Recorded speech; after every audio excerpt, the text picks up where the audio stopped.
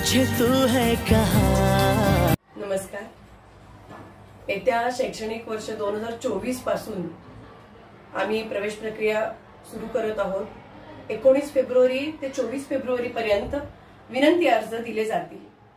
तरी सगळ्यांनी 9:30 ते 4 या वेळेत येऊन अर्ज घेऊन जावे। धन्यवाद।